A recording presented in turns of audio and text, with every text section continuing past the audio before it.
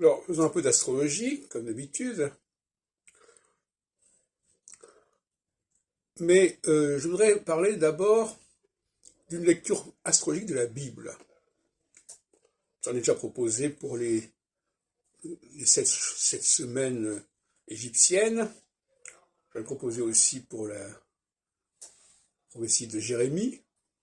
Et là, je voudrais revenir sur une question tout à fait classique, qui est celle de la création de la femme au 2e chapitre de la Genèse. C'est quelque chose qui n'existait pas au départ, puisque Dieu dit on va ajouter cela. C'est un ajout. D'abord, c'est un ajout, et en plus, c'est un ajout parce que la femme s'ajoute à l'homme. Elle devient un auxiliaire, une aide de l'homme. Bon, c'est un ajout. Et au regard de l'astrologie que j'ai développée, ça correspond à la phase 2. La phase 2. Alors, la phase 2, c'est la phase équinoxiale. La phase 1, c'est la phase solsticiale.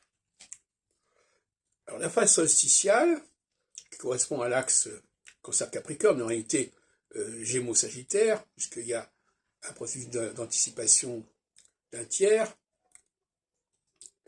c'est la phase donc été-hiver, et d'ailleurs on fait naître Jésus sur cet axe solsticial, et puis l'année elle-même commence actuellement depuis quand même le XVIe siècle au solstice d'hiver aussi, et donc nous avons les deux temps, une phase solsticiale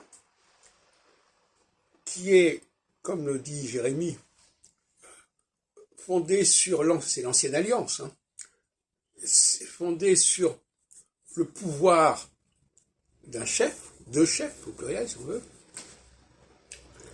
et qui fonctionne plus ou moins bien. Et la phase équinoxiale vise à étendre ce pouvoir, à l'étendre à l'ensemble de la population par des moyens, disons, contraignants. Alors, contraignants comment?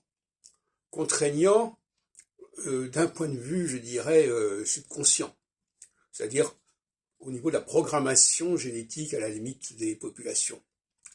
Alors que la phase solsticiale, il y a simplement une élite qui dirige, qui est programmée, et qui doit entraîner les autres, mais les autres ne sont pas programmés au départ. Ils ne le sont que dans la phase équinoxiale. Donc, on voit que l'astrologie que je développe trouve son répondant dans ces trois parties de la Bible, de l'Ancien Testament, les 7 vaches grasses et 7 vaches maigres, l'Ancienne Alliance de la Nouvelle Alliance, et puis la création de la femme, etc.